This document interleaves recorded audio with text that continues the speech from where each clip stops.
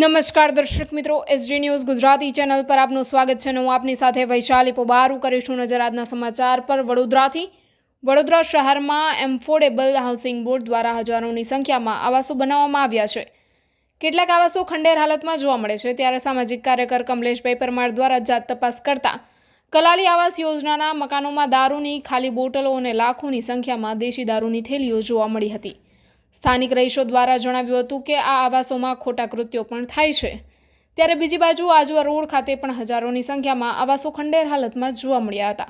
વધુમાં સામાજિક કાર્યકર દ્વારા જણાવ્યું હતું કે આ આવાસો ઝૂંપડપટ્ટી નાબૂદ કર્યા બાદ ગરીબ લાભાર્થીઓને ફાળવણી કરવા માટે બનાવવામાં આવેલ છે, પરંતુ કેટલાક લાભાર્થીઓ એફોર્ડેબલ હાઉસિંગ બોર્ડની કચેરી ખાતે ધક્કા ખાઈ રહ્યા છે, છતાં કેમ આ આવાસો ફાળવવામાં નથી કરવામાં આવી રહી? આ આવાસો કોના કહેવાથી બનાવવામાં આવ્યા છે? શું કોન્ટ્રાક્ટરોને ફાયદો કરાવવા માટે ષડયંત્ર રચ્યું હોવાનો પણ આક્ષેપ કર્યો હતો. ત્યારે હાલમાં કેટલાક આવાસોના બ્લોકમાં તિરાડો જોવા મળી હતી, ત્યારે કેટલાક આવાસોના બારીબારણા પણ વાયરિંગ પણ ચોરી થઈ હોવાનું જાણવા મળ્યું હતું. શું વડોદરા શહેરના નગરજનોને સુવિધાઓ ઉપલબ્ધ કરવાની જગ્યાએ કોર્પોરેશન દ્વારા ખોટા ખર્ચ કરવામાં આવી રહ્યો હોય તેમ સ્પષ્ટપણે જોવા મળ્યું હતું? ત્યારે સામાજિક કાર્યકર દ્વારા ગુજરાત રાજ્ય સરકાર દ્વારા વિજિલન્સ તપાસ કરવામાં આવે તેવી પણ માંગ કરી હતી. સાથે municipal commissioner Shri, mayor Shri, chairman Shri દ્વારા તાત્કાલિક જાત તપાસ કરવામાં આવે તેવી પણ વિનંતી કરવામાં આવી હતી. Reporter Jayesh Prajapati, SD news Gujarati, Vadodara.